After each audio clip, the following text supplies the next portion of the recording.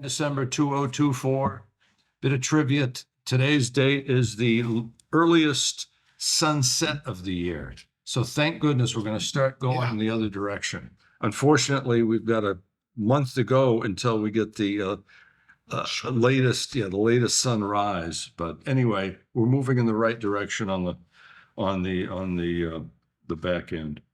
So anyway, welcome.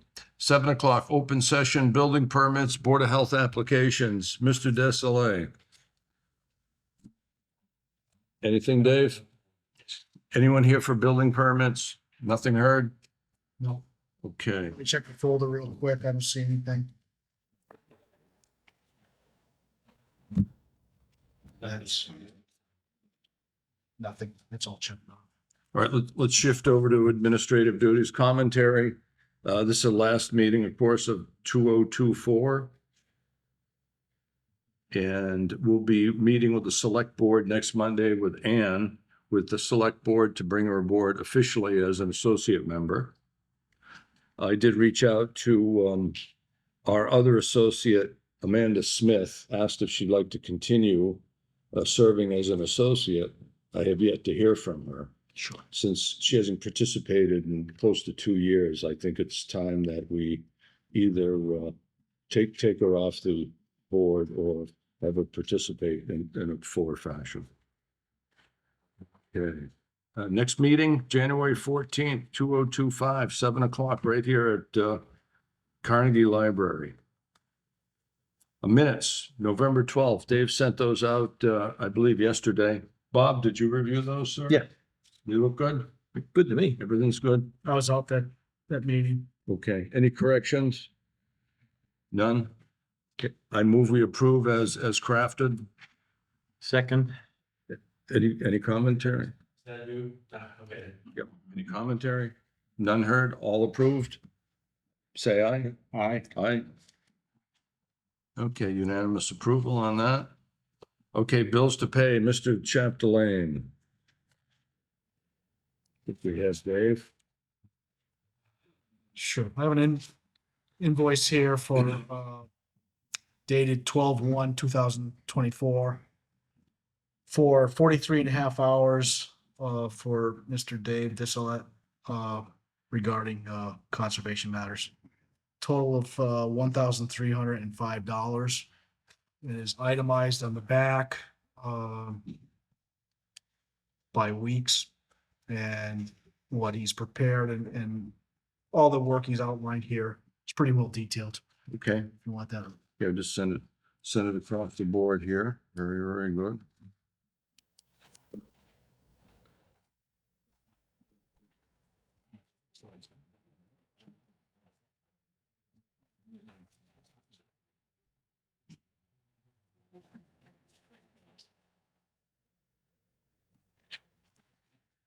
Your motion? Okay, I move we submit as presented. Approve as presented. Second. All in favor? Aye. Aye. Okay, that takes care of that. Next, financial accounts update. Ed, do you have anything in the folder? Nothing. Nothing else in there. All right. Outreach education plans of the week. Ann, what do we have this week?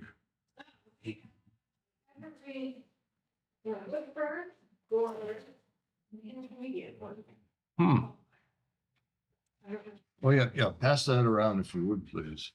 Now, does that have a wetland status or not? Oh, it's like very, very wet soil. It grows right on the edge of swamps. Oh. Up and down. Yeah. So we on the back. Over all the spores. Oh. There's really, I mean, you guys might already know them from this, but. See all the little tiny. Seeds. Yeah, I'm visually challenged these days. That's the problem. We talking these little round things and back to. Yeah, there are a zillion of them. Yeah. And that's how we reproduce these. Oh, yeah, I see that. So they're, And I didn't get the name. so it's either called the intermediate wood fern Oh, or, well, actually, just do that one. That one's the best one. And, So, there's 14 different wood ferns. yeah, you see that in the woods all the time. So it grows on the edge of the swamp. It can also grow in the forest. Huh. So Or in the they are, okay. Okay. then open up and the spores come out, they Huh. get injected into the air, Huh. and then land, they become hermaphrodites. And then those are diploid, so then that's how they reproduce from the sperm and the egg of that. And they form a zygote, and then they turn into a fiddlehead and Okay. And if you'd be so kind, take that sample, put it in front of the cameraman so we can record that for posterity on YouTube. then that's. Can you focus that close? Your depth of field? Can you focus within a few feet? And then to identify them, that's the trick. Because there's like 10,000 ferns. Oh, I know. Well, you know who the fern expert is? It's Janice Stone's husband is a fairly well-known fern expert. So maybe we'll have Janice be a consultant one of these days. Oh, there you go. Okay. Yeah, yeah. Show that up to the camera. They can record that. So you identify it by the stalk, whether it's scaly, hairy, which is all, you have to look at it through a microscope practically, but, and then whether the pinnules, which are little leafy things. So Anne, from a wetland perspective, is it facultative, wet?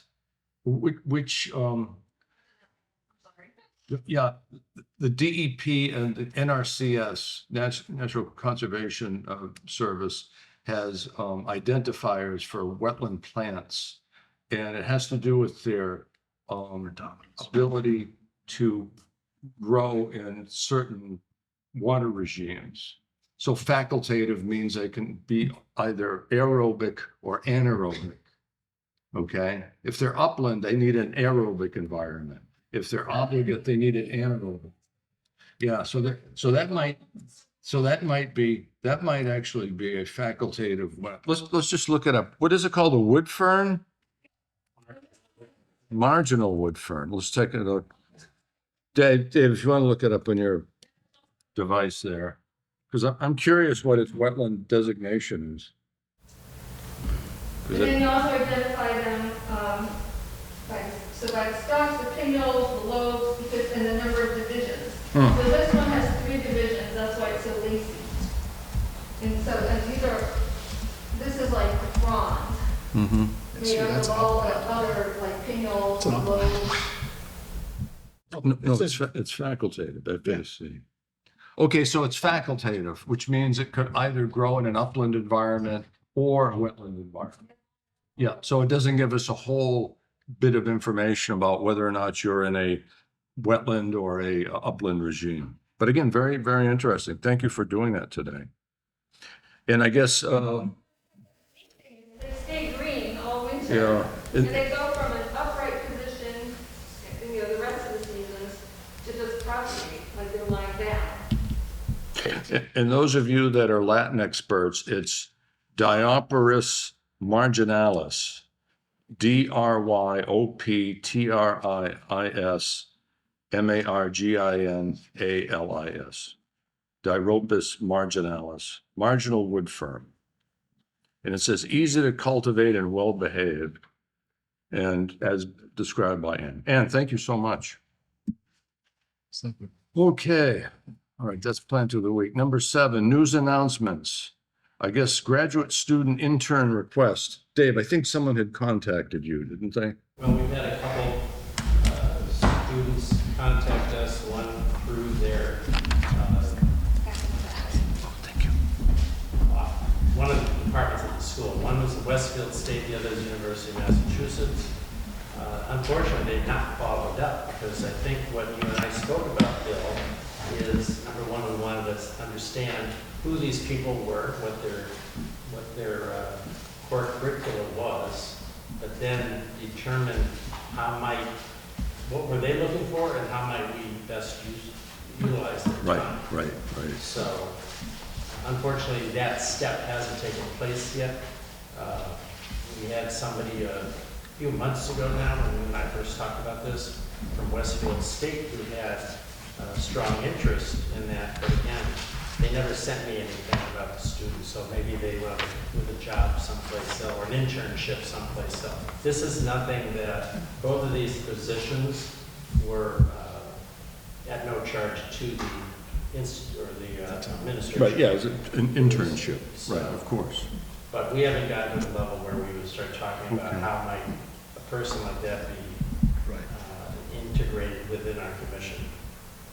I don't know if we've ever done that before. I mean, Westfield State made it sound like, oh, we've done this before, and I'm like, Well, I've not been here forever. the But- problem is meshing the schedules between, you know, their school curriculum and us, you know, Well, I think We're they're not that looking big. also for, I don't know, a small community like Granby. I mean, when we're busy, we have to be pushing things through pretty quickly. We don't have an administrative back room that has things to do on a Right, general right. basis.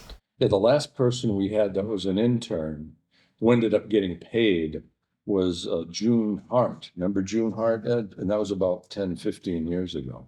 She was a grad student at UMass. UMass. it morphed into Yeah. a full-time. It did, yeah. She started off as an unpaid intern and we arranged for her to get paid at that one point. So we have done it before. It's Yeah. just a matter of getting the right person to. Right. Right, and everything lines up. Yeah, actually, she's the one that put those colorized maps of land use maps, the open space maps together with the green and yellow blotches on them. I think you used them on the open space committee. That was a product of June Hart years ago. Okay, thanks, Dave. All right, next, number 8, site visits to be scheduled. 49 Aldridge Street, the mill site owned by Kid Aldridge. Dave, an update on that, please. Mr. Aldridge reached out to us looking to get a certificate of compliance on the removal of the mill building and the stabilization of the site. Bill and I had a chance to talk about that, and because, if you all remember, when the order of conditions was submitted, we gave, and this we worked with George Costa, who we recommended, the commission recommended the applicant hire somebody like George Costa to help coordinate and install the reparation along Bachelor Brook. That never happened. And what we understand is no reparation has taken place. And we gave rather specific, we didn't specify plants, but we did give density, we gave a range of types of plants. And if you recall, we gave a retailer, Bill, if you remember, we gave them a recommendation of where to buy these plants from. Yes. So we thought we gave them a fair amount of good flexibility to do this. Anyway, he's looking to get a certificate of compliance. Bill and I researched the DEP law, and there's a 2-year requirement, 2 growing season requirement. That's right. Before you can determine if the plantings are stabilized. And this project, as you know, even though it's been on our table for a while, it just took place this year. We haven't had one growing season yet. So we So can't, what we offered to do as a courtesy is to go out to the site, do a quick review of what's there, even though it's dormant, we could see what's growing. Mr. Aldridge feels there's a lot of stone, bedrock exposed, and you can't plant on a rock, right, which is true, but I grew up in New England and I know you can grow things on rocks because I've seen it happen. they'll find their, they'll Well, find They their find their way cracks. to it. So Well, you can do a partial, can we do a partial release? But I don't know if that he's gets got them. it's a 2,000 square foot area Yeah. that he can plant, and it's not all bedrock. Yeah. So what we offered to do is go and look at the site, and we thought instead of doing communication via letter, email, it'd be better to do it in person with the applicant. And I did caution him, this was prior to the snow, that if we had snow on the ground, we couldn't do a site visit because we can't see the ground. And he said, well, I've been thinking about it, and I do want to take you up on your offer, but let's do it in spring, Sure. when there's no snow, and maybe there's some vegetation growing. Makes sense. And Bill and I said, yeah, that's a good idea. So So this- this will remain on our ticker list, if you will, Somerville, this probably won't happen now until April, probably at the earliest, more likely early May. And this will be a courtesy visit. It'll be only one growing season at that point. But at least we can give them some guidance as far as why you do need to plant the recreation area as we outlined. Right, okay, Dave, thank you. All right, number 9, site visit determinations. Do we have any pending determinations? None. In correspondence received, Ed, do we have anything? There's some ZBA stuff in there. Yeah. Looks like it's all been read in. The only thing I don't have initial here is this is from 11/12. It looks like when I was out. Yeah, you guys- just let us Yeah. know. No new correspondence. So unless Okay. you have something, Bill. No, let's shift over to 61 Pleasant.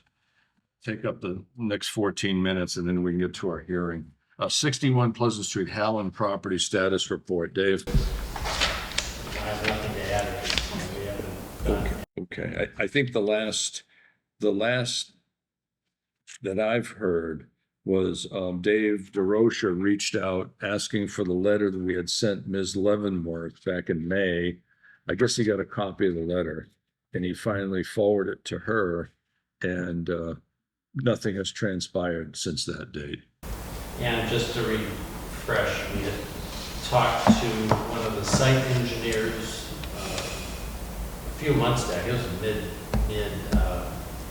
summer, and she recommended that we go to a Scott Cynthia Gaudette, who was a mid-level engineer who she felt could help us. The senior person, Patricia Leavenworth, is more at a global level with these projects for all of Western Mass, and her recommendation is you probably are going to have difficulty getting her attention, because the problem that we're trying to rectify is the people on Lower Amherst Street are having water in their basements because the entire drainage going through by the corners is being blocked up because, and from our observation, maybe other things, the detention basins that are in front of Cumberland Farms are not being properly maintained. They're clogging up. Those two detention basins capture water from both the east and west side of 202, as well as water coming down from Amherst Street. And there is a small retention basin. I'm getting my detention and retentions confused, but there's a basin on the other side. It's on Halon property, but it collects water. It's not properly draining, and when that fills up with water, it tends to back up into the basements of the houses that are right along Amherst Street, and that's where the complaints are generated. But because of the poor drainage that starts there and goes under the parking lots, under 202, through these two detention basins in front of Cumberland Farms, or 3 detention basins actually, the water's not getting to Stony Brook, which is the ultimate destination. So that's, and we're trying to, if the complaints had come in earlier when we were looking at the design drawings, we probably could have incorporated modifications at that point. But because the complaints came after, I don't think we approved it, but we basically were in agreement with the design intent. There was no mitigation included in the 202 improvements at that time, so we're playing catch up. Yeah, that's an ongoing problem with all these projects, Dave, is after they're built out and they get their COC, or even if they don't get their COC, nobody does any maintenance or very little maintenance. Case in point, Ed, remember the Quinneville's storage barns, the orange storage barns up the street next to the, across from Link White's radio tower? Finn's Hill, next to Finn's Hill. Sure. Remember, they came in to do some maintenance on the detention basin out there at one time? Yeah, and they had huge trees, Dave. They had 6-inch trees out in the middle of the detention basin. Cumberland Farms has birch trees. This is next to Finn's Hill, across the street from Finn's Hill. Across from Finn's Yeah. Hill. Finn's Hill? Yeah, how can anyone let that level of vegetation go without due maintenance? The problem with that situation, I don't think you can get into that pond. The slopes are too steep. Mhm. You can't walk in it. You can't cut it. That's why the slopes are either 3-to-1 or 4-to-1 The or. problem we discovered at Cumberland Farms is the property line, those detention basins straddle Right. the property line of the public right-of-way for 202, which is a Commonwealth property, and Cumberland Farms. So both of these large companies have just said it's the other guy's responsibility, and it's been filling up. They were never mowed, I don't think. And the debris has grown and fallen, and now there's quite a level of, now they did do some cleaning, but it was only moderate cleaning, so the system would drain itself, so that they could install the new pipes. How When old's they- Cumberland Farms is pretty old, at least 25, 30 years now. And it's in that range. Oh, yeah, that was built out in the seventies, or mid-seventies, No, I would say that was. mid to late seventies. No, I thought the late seventies it got permitted. But anyway, it's been there a good 40 years. Granby doesn't take care of them. No, it's a state. And he's of the opinion the state should take care of them because it's basically, they were created by the state. Right, and that all fall behind CVS. Yeah, That's the same system. it's all the same Yeah. system, it's all connected. Yeah, the pipes go into the foundation of CVS, that's I mean, right. we talked about the bank in the other corner, it was a beautiful detention basin, but it doesn't catch anything. So It does, it's just surface runoff. their parking lot. Yeah, I Right. mean, the Halon property is catching the entire oh, yeah. region.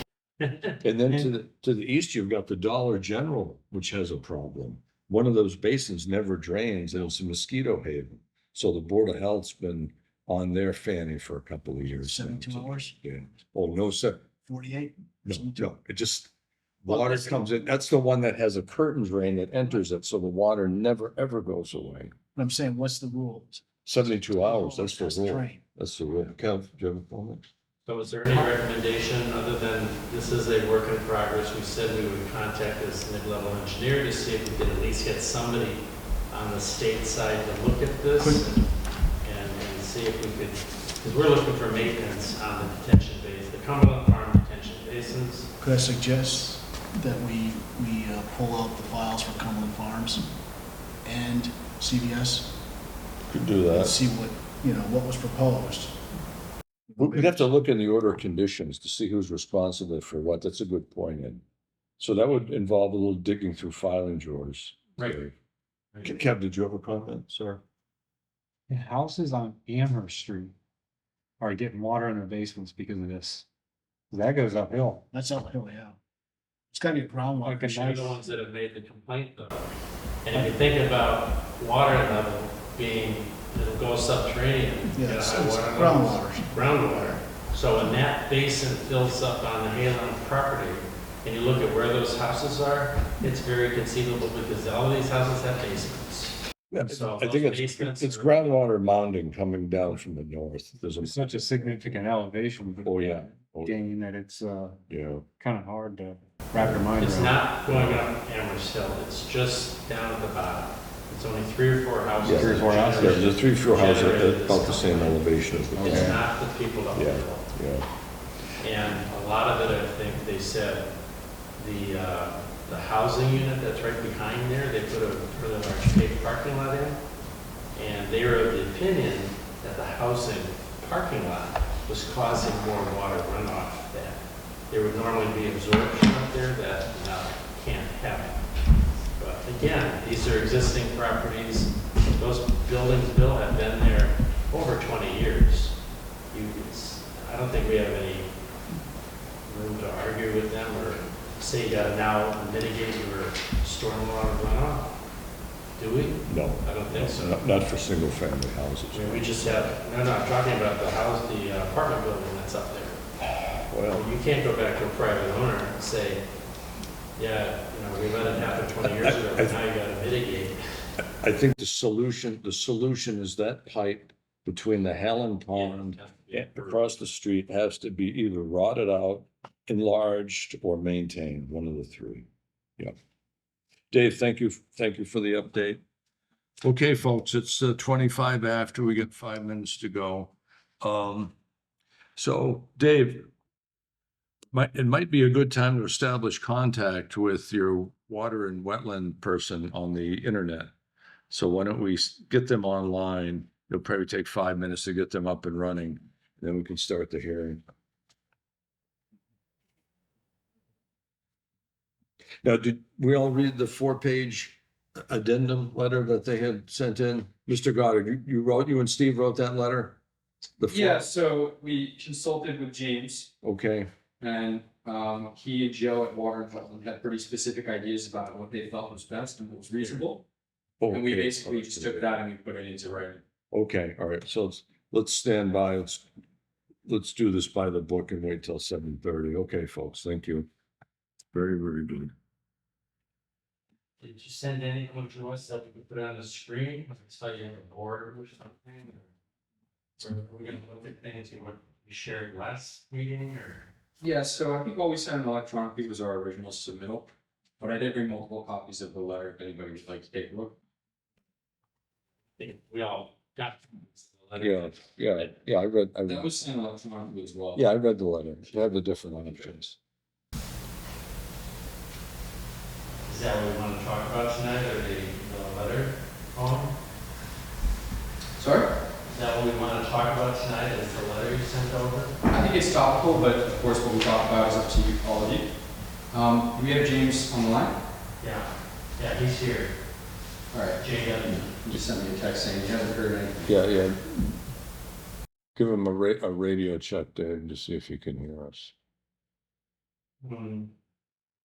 He's got his, He's got to unmute himself. hello, James, can you hear us? He's got his speaker, on. He's muted himself. Yeah, I told him that when you Okay. have a little timer buffer here, so. Right. Yeah, the latency is not zero, let's put it that way. Do a rest be patient.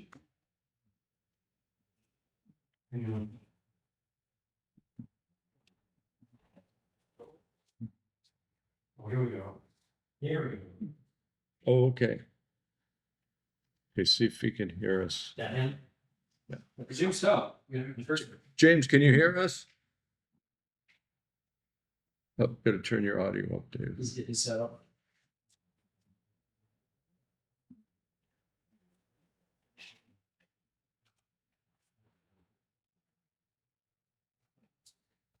It's funny, the room he's in, it looks remarkably similar to this room. He says he can't hear us. He can't hear us.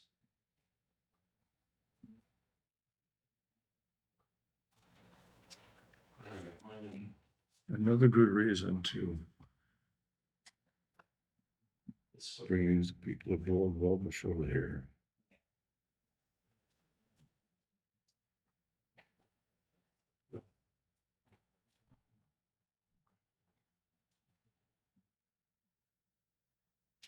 I think the audio should come right in through your computer, Dave. It probably should have nothing to do with that television set. Oh.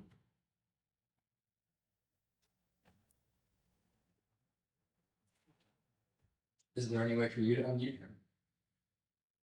But I'm looking at it right here, saying no. Plan B, I'll have them call you on your Androids.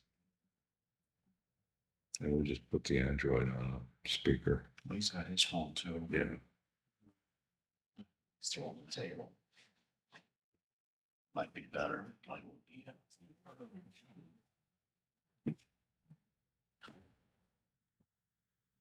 Mr. Goddard, what's your first name? My name is Owen Kramer.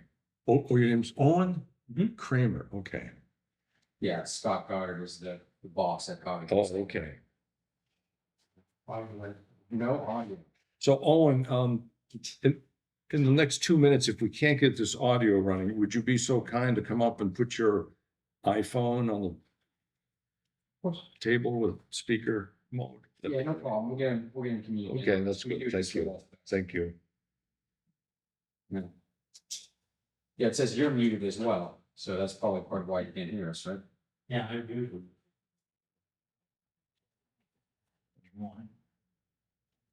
Hear us now, perhaps.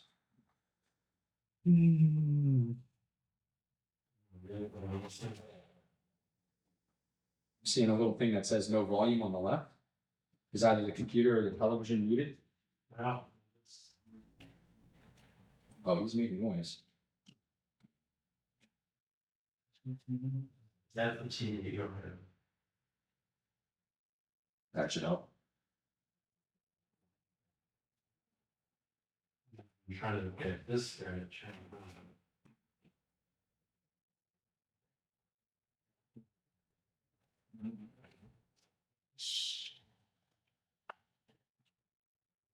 Oh, yeah. Where is it?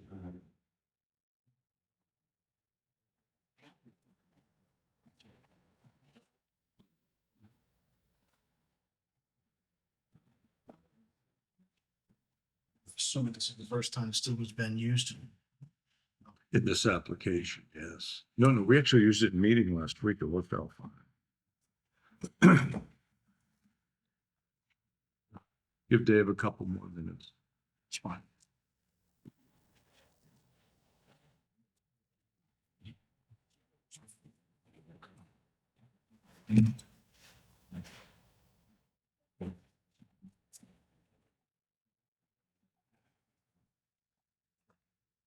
You said you heard two words, then you cut out. I think when you weren't muted, you could hear us.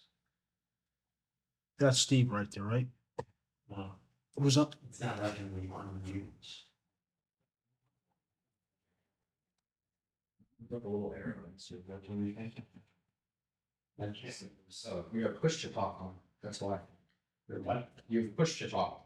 Yeah, you have to push the bar, the big space bar. Your double option. Yeah, if you push the big space bar, you'll be fine. It's like a microphone switch.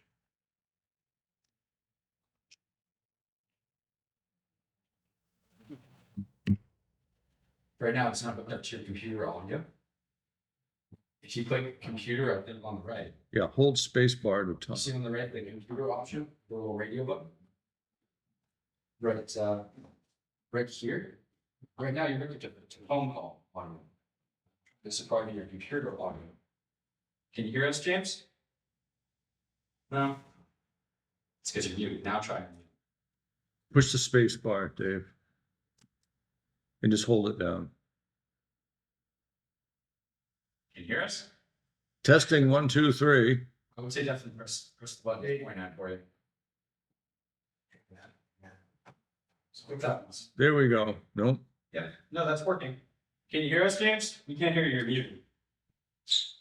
Yep, I can hear you guys. Okay, very good. Little technical difficulty, but we got it. Very good. Thanks for bearing with us. Okay, 7:30 PM. Continued notice of intent, 1650366, filed by Richard Master Nerdy, Chicopee Sportsman's Club for the proposed project that would entail proactive treatment of the Sportsman's Club Pond in Granby, it's off of Bachelor Street, with copper-based algicides to prevent eutrophication via seasonal algal blooms and enable a healthy ecosystem in the pond year-round. Thank you very much. And we have Owen Kramer Got it. with us. Okay, Owen, the floor is yours, sir. Yeah, so we brought this before you guys last meeting. Basically, there was a discussion, not necessarily to cap, since I believe we're all here. But you all said that you'd love to hear a little more details from the pond experts on exactly what they would propose. So we had some conversations with them, and we basically proposed this letter, which hopefully you've all seen at this point. I have copies of that as well. And it basically supersedes what was proposed for the specific treatment before, with all the other parameters being the same. A lot of it's kind of walked back in some ways. There's basically two options. Indeed, I hope I'm correct me, but basically option one would be Yep. holistic monitoring of the pond during any warm season in May to September. And then treatment of polyaluminum chloride, which would lower phosphorus levels in the pond to just reduce the potential for algae growth. And then if you get algae growth 10, 15%, we can do a very small treatment with what's proposed there in the letter. If vegetation becomes a problem, same sort of protocol. And then option 2 is basically, if for whatever reason it's financially untenable for the club to pay for that all the time, they go to you guys and say, hey, we got option 2 here, that's an emergency treatment against the leaf. And that's kind of what they came up with. So that's what we have in the letter, and I think that will hopefully address any outstanding concerns, but of course, we're here to discuss, so any thoughts you have are good. James, is there anything you'd like to add to that? We have the floor. Yes, certainly. I looked at a couple of things. Just a little background. I know some about James, hold on one second. We're gonna turn your audio up. We're having trouble hearing you. Accessibility shortcut 29.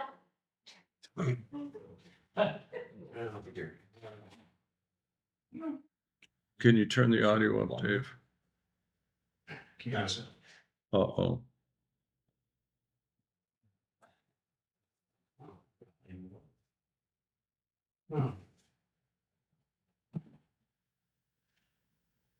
Dave, can we hear him on your laptop computer rather than the big monitor? One. I think all we need to do is unmute and turn up the volume on television, and it'll be very loud. We That's, just need to literally press. that's what we want. That's what we want. Yeah. One of them. Is there a volume knob on it or not? On the ball, where? On the remote, there should be a Is there a volume on the remote? Volume switch. Oh, it's weird, no. That's right. But I got it. There we go. Now you're cooking. James, speak for us. Beautiful. Thank you. Good enough for everybody? Okay. Yeah, give us a little background of your company and then your personal resume in a nutshell, please. I'm just kind of digging into this letter a little bit for you guys. So we're water and wetlands. We're just about an hour away from you guys. We're based out of South Grafton. We work all over New England, primarily Massachusetts, Rhode Island, Connecticut, southern New Hampshire. We work with all sorts of different water bodies, from backyard ponds that are about 0.1 acres to reservoirs, drinking water, rivers, so forth, that are hundreds and hundreds of acres. So we've seen almost everything in the book here, all different species, algae blooms, and so forth. A pond like this is very common for us to work with. We do golf courses, rod and gun clubs, fishing clubs. So we've kind of seen it all when it comes to different species of fish to look out for, ecosystems and so forth. So a water body like this that stocks trout, we kind of want to move away from the chelated copper. We kind of want to stick with peroxides, as trout are sensitive to copper. So that's kind of why you see that in the letter. Another couple things to look out for, this water body, the whole water body has been considered a littoral zone. So things to look out for, a whole pond is considered. Excuse me, James, may I interrupt you just for one moment, please? Yeah, of course. How did you determine the volume of the pond? So we determined volume of the pond based off of acreage depths with maps provided. Typically, when we're doing volume calculations, which we would do for stuff that's polyluminal chloride, which is packed, which is basic, the rates are usually per acre foot, and same with peroxides. But did somebody go out there with a sounding rod and a skiff and do some depth sounding, some bathymetry soundings? Yeah, so usually during our we do like a pre-management survey. Our pre-management survey essentially gives us all the data we need to guide future management. So have you gone there already and determined the volume, or is that yet to be done? That's yet to be done. Okay, that's all I wanted to know. Thank you. Thank you. Yeah, of course. So something to watch out for with the ponds that are considered littoral zones. Conditions can change overnight. They can change extremely fast, especially with the summers that we've been having, the drought conditions, the excessive rainfalls. So it's really good to be proactive with the smaller ponds, which is why we're trying to drill here. A couple of things I would like to address. The 10-day notification is a little bit tough for a pond like this. It essentially puts us in a very reactive situation, which in that terms would be having to possibly overtreat excessive die-off and excessive biomass buildup. We would like Usually with ponds like this, we have, they kind of built in with conservation commissions that we do almost like a 48 to 72 hour notice. Anything even up to about a week. 10 days is really tough to determine, to see characteristics and conditions of a pond, and then to try to go ahead and do management with that. It's possible, but to really be proactive and stay ahead of issues before they get worse, that 10-day notification should really be pulled back a little bit. Like I said, it's better to be proactive, reactive. So what we are proposing based off that letter, you'll see the low dose PAC. PAC, polyaluminum chloride, essentially binds phosphorus. Phosphorus is the limiting parameter when it comes to algae growth. So by binding the phosphorus, you're essentially trying to eliminate or kind of curb that algae growth before it gets to that excessive point. So you'll see low dose PAC treatments on here, very, very low dose, 2 parts per million. PAC is used in drinking water reservoirs, several different water treatment plants around the U.S. Like I said, peroxides, since they have drought in the water body, the peroxides are essentially a different alternative to copper-based James, if I may interrupt. So are you using a concentrated hydrogen peroxide? Still fine. James, may I ask a question, please? Are you using a concentrated hydrogen peroxide? So we'll be using something called Green Clean. It is kind of a hydrogen peroxide, yeah. Okay, so that's the base chemical. And for your phosphate binder, are you using an aluminum hydroxide type phosphate binder? Yeah, it's called polyaluminum chloride. It essentially just binds and deactivates. Okay, so you're using a chloride than a hydroxide. Okay, very good. Thank you. Yeah, of course. So, I mean, I'm here to, I'll answer any questions you have. We've been, between the 3-4 of us that work here, we have over 50 years of experience. I'm in my 16th season now, even though I look young. I've been in this forever, so eat, sleep, and dream pretty much pond lake management at this point. So, any questions you have, feel free to shoot them over at me. Okay, we have several board members that would like to ask questions. Ed, do you have any questions for them? I haven't read it, so Okay. I was out last meeting. Yeah, Kevin Shoemaker is the groundskeeper at a well-known country club in Connecticut, which has several ponds. So I'm sure Kevin might have some questions for you. Kev? Yeah, no, just listening to everything you said, it's pretty accurate with what I've observed in my career. So yeah, especially the part about our ever-changing circumstances, droughts, heavy rains. We see it all. So I completely understand that the program just constantly has to change. One thing that Kevin's ponds use is they use aerification. Of course, if you had a good power source, a low-cost power source, you could use air stones for aerification to increase the oxygen content of the water. And that would be a very environmentally wonderful way to do it. But apparently these folks don't have a power supply of that type. Can you opine on that, James? Yeah, we do a lot of aeration and fountain installs, especially actually in some of our golf courses. We have kind of surface bubblers. Kind of helps. There's 2 different kind of aerations. You have ones that kind of float on the surface, and you have other, golf courses or other associations that don't like to see anything on the water. Those are more submerged aeration systems. Doesn't really control algae and pond weeds, but it does help oxygenate the water, which in turn kind of increases the microbial, degradation of some of those parameters that do feed algae. That's right. They do help turn over the water.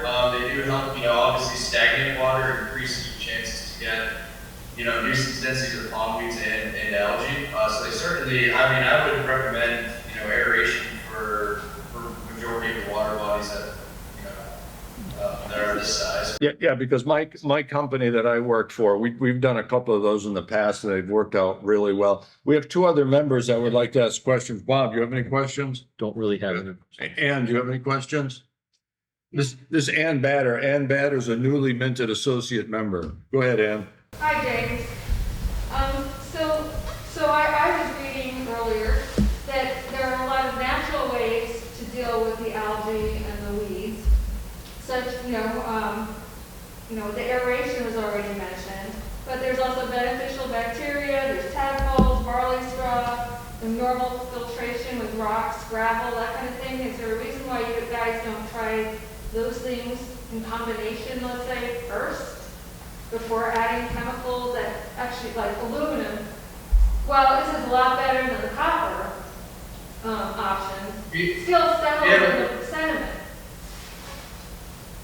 Yeah, go ahead, James. I heard most of that. I think you might be sitting far away. So there aren't really natural remedies. I guess it depends on type. There's so many different species of algae that we deal with here in the Northeast. There's not really a natural way. We do have a couple of clients that try to use that straw. We've heard real mixed reviews. I'd say most of them don't really do what, maybe what you read online or what you hear from word of mouth. It might help a little bit, the straw, but it doesn't fully affect, the algae species. Beneficial bacteria or, if you hit the muck and, help the nutrients within the water body, beneficial bacteria works the best via aeration in the water as well to really mix up the water column. That doesn't really target algae at all either. That more targets sediment buildup and or excess nutrients within the water column, which in turn kind of might slow down algae growth just because you're taking away what feeds algae, but it doesn't really target algae specifically. The best thing to do with algae, there's not a real good solution. The best thing to do is to keep water from not being stagnant, and in the long scheme of everything, to use algicides. We try to do monthly site visits with ponds like this, so that we're not over-treating and only treating as necessary. If we can bite the problem in the butt before it really gets bad and really takes over the pond, it's less product we use on our end, less, like I said, less biomass, and we get to get better eyes on the water and conditions before they get worse, and continue our communication with you guys and our client. Okay, but There's no real natural remedy that actually targets algae growth. Well, my understanding is that the algae, when you have a lot of algae or an algae bloom, it's because the pond itself is unhealthy.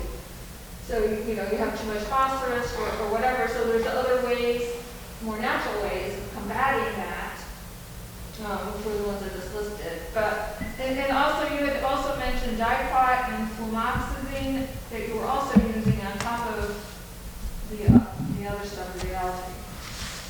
Yeah, so the dipot and the flumoxazine are very commonly used nationwide. They're probably the two most general products out there. They target a very specific, general species of pond weeds that are existent within this water body. Like I said, we only treat if necessary, especially with the fishing pond that stocks trout. We really want that beneficial native assemblage of the species just to provide habitat, increase the overall health of the ecosystem. So you really only treat with these products if these species cause induced densities. With the summers we've been seeing, the excess heat, the lack of rain, the excessive rain, we've seen really high water temperatures lately, the last probably 4 years, 5 years. The high water temperatures really promote nuisance native species growth. So those are kind of as a back pocket tool to have. And I like to say, we have a bunch of ducks and chickens and roosters here. Yeah, I call it our duck pond. It's not really a big pond, so maybe even a tenth of an acre. Every product we're putting on here, I would feel extremely comfortable using, with our ducks living in it. Everything we use is, EPA registered. It doesn't affect water, fowl, any sort of, vertebrates, fish. I mean, you name it. It doesn't affect them whatsoever. We treat it at such low concentrations and rates, and they're very specific where they target. Okay, This is a very general, just to have. Okay, James, so if you're mentioning concentrations, in order to establish a specific concentration, you need to know the volume of the parent water body. So when can I expect your company to go out there, or Owen's company to go out there and do bathymetry to calculate the volume of the water body? For the contact oversight, you don't need to know volume at all. That's actually treated per surface acre. Well, it is for certain products, but other products are a function of its parts per million. Some are specified in terms of square feet of surface area. Others are specified in terms of parts per million. So if you're using a product in ppm, you must know the volume of the water body. No, exactly, 100%. It's this is getting tough in the year to get a boat on the water. Just obviously with cool temperatures and ice, and I know a lot of the ponds around me are frozen.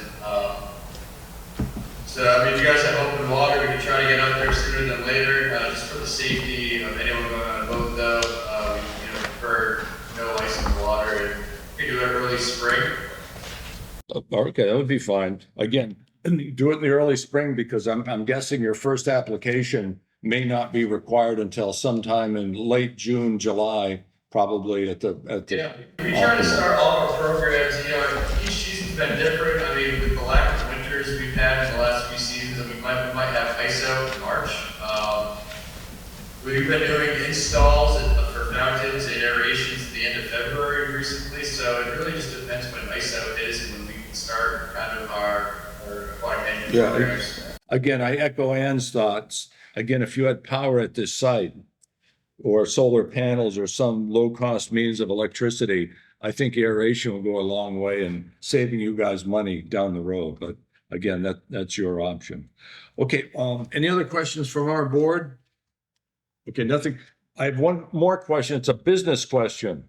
And again, this is due to the fact that you're introducing chemicals into a water body, and you have residential wells, bedrock wells, within a quarter of a mile of this site.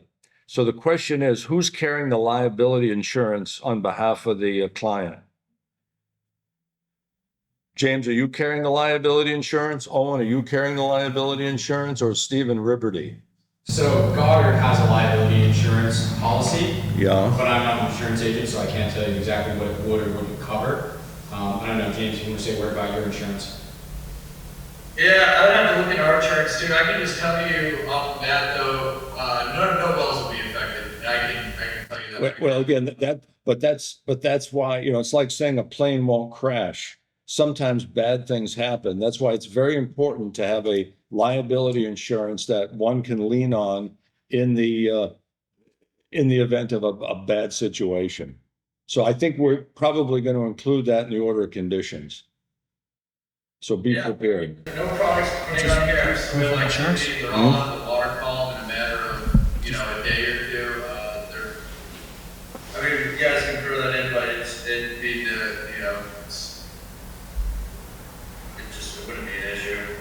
Proof of Yeah, insurance. very short path. Yeah.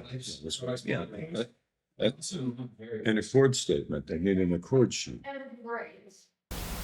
That, and the PAC has aluminum, which is a metal, which, all these things that go into the sediment, and they don't degrade, they're ever. So the more you apply it, the more there is in there, and then if you have heavy rains, that we were just talking about, then all that can get washed down, and it ends up in rocks. I mean, I think if you want to put in a special condition about necessitating somebody to take liability should anything happen in that regard. Well, again, like Ed says, all you need to provide is your one-page accord sheet with your general limits of liability. I think that would be If you put that in for the sportsman development, they have to figure out who's going to handle that. right. As a condition, and you say we need to see an accord sheet. Right. I think that's fine. I Okay. don't think that's going to hold anything up. Okay. Obviously, with any project, we could be sitting here and we could be talking about digging, a sewer line for a single family house. There's some possibility for liability in some regard. Of course. Somewhere. So, I mean, if it needs to be a special condition, great, but I also think that would be Mean data handled sheets? in any case, right? You did, but mean data sheets on these products? They're readily available. Kev, you have all the MSDS sheets on these products from your your perspective, right? Yeah, they're easy. Those are online. You grab those on. Yeah. Those are CAS sheets. I just want to know if you guys want to Oh, look at yeah. it. I don't see an issue with No, I don't think that's Okay. a concern. it. Okay, all right. James, thank you so much. Owen, thank you. I'm going to recommend then that the commission, continue this hearing till next month. So we have a month to digest what we've learned tonight and think about, how to, craft the order of conditions. Okay? What's the public hearing around here? Yeah, like I said, my one request would just be that 10-day notification, that, if that's what it has to be, obviously it is what it is, but just to be proactive, I mean, to see a really bad issue, then to go 10 days before any sort of management can take place, that's just a long stretch for that fund to either completely take over whatever issues there to be extremely problematic. Okay, so James, would a 72-hour notification be good on your end? Yeah, 48, we usually use 48, 72 hours. We usually notify a week in advance and we say, hey, especially for instance like this, that, we say, hey, we're gonna be on the water body, this date, we're gonna do a survey. And even if we can almost notify you a week in advance and say, we're gonna survey and treat as necessary, if you guys need to see we send a field note every single time, we call it our field note, every single time we're on site.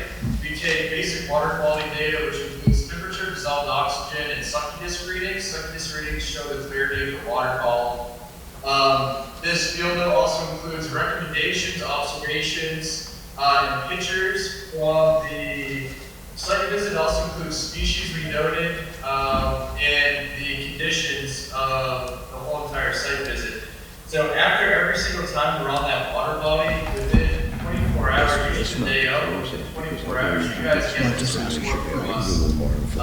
And another thing I said too, if you really wanted to, was a year-end report kind of summarizing how the aquatic management program went and recommendations for the following year. I think you guys will be thoroughly impressed with our communication, attention to detail. So even if we could maybe have something that's on there saying, a week prior, we'll notify you when we're on site. You'll get a field note from us, and even if we could treat as necessary, if we're on site that day, that would be fantastic if we could incorporate that. If you guys would like to see conditions and recommendations, we just have to figure out, the thing of the summer, our routes are all over the place. So you try to get back there within 72 hours to take care of the issue. We can try to make it work, but if we can send a notification, like I said, we're going to be on site, we're going to survey, we're going to give you this, very detailed report, we'll treat as necessary, that would be the best of both worlds. Okay, well, listen, we'll take that under advisement, James. Thank you. Okay, Ann, any other questions on your end? Yeah, I want to know why you need to get rid of the water weeds. I understand the duckweed, but why the water weeds? Did you get that, James? She can't understand. You got to speak up louder, Ann. So I understand why you want to get rid of the duckweed because how that can overtake the pond, but what about the water weeds? So that's usually considered very beneficial. Yeah, they're both, native species is extremely beneficial to have in a water body. I like to say, use an analogy, your fruits and veggies are also beneficial to have within your body. Saying that there's always that threshold where too much of something isn't good for your body. Same thing with the pond. Too much of a native can be, not as beneficial to the pond as just kind of being a native species. That native species, if it takes over a pond such as duckweed or water lilies, it starts limiting oxygen transfer, you decrease biodiversity, it starts outcompeting other species. So you have to find that healthy balance within the native species. Where it is good to have, especially in a pond, that is for fishing and stock trout. Let's find that healthy balance of when is that native species crossing the threshold of becoming more of a nuisance. Okay, thank you. Yeah, of course. Okay, folks, so I guess we have nothing else on our end. Dave? I have one. Yes. Question for you, James. This is a notice of intent. We're going to generate an order of conditions. Notice of intent typically are 3-year durations. What are the plans for this continuation? Are we talking about a 1-year application, 10-year, or are you looking at 3 years, or is this something that will come back with, you'll ask for an extension to extend the order? Probably ask for an How does extension. this work? How does this work with the DEP or wetland requirements? Yeah, of course. So there's actually some towns that are starting to switch this, which is great. But another analogy I like to say, a lot of the order conditions you see are usually for builds or septics, something that kind of has a hard deadline, and that order conditions is then recorded, done with, and you get the COC. With Pond Lake management, it's kind of ever-going management. Rarely do you see a COC issued for Pond Lake management. Essentially, you would like to see, extensions. And like I said, it's ever changing, so that's why we give you guys reports. Every year could be something different, especially with, like I said, the weather we've been going on. We've seen plants coming up in places we've never seen them before. So we usually get extensions after the initial order of conditions is issued.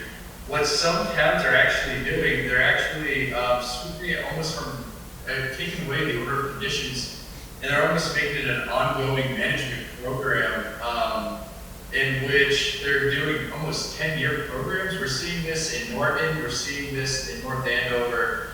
Just because of that, there's order of conditions that get extended for multiple years, and it's almost it's worthwhile, but at the same point, for you guys' sake, for our sake, knowing it's going to be an ongoing management program, it's almost better to have that.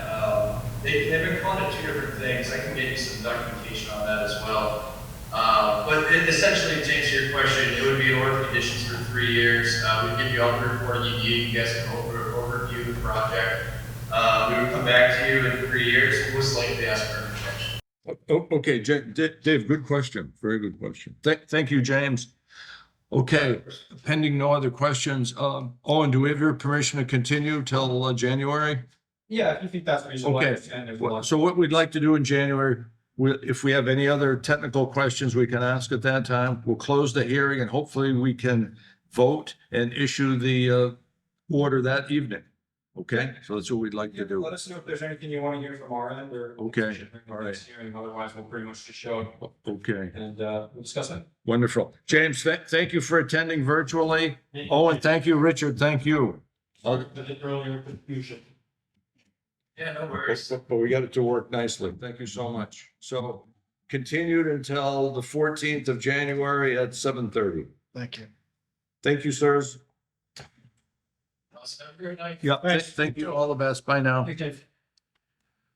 Okay, Owen, thank you so much. Richard, thank you. We made some progress. Public hearing. That closes the public hearing. Yep. And it's 8 o'clock. It's 8:02. And No other business? any other business, folks? Guess we have none. I move we close the hearing or the meeting tonight. Second. All in favor? Aye, very good. Thank you.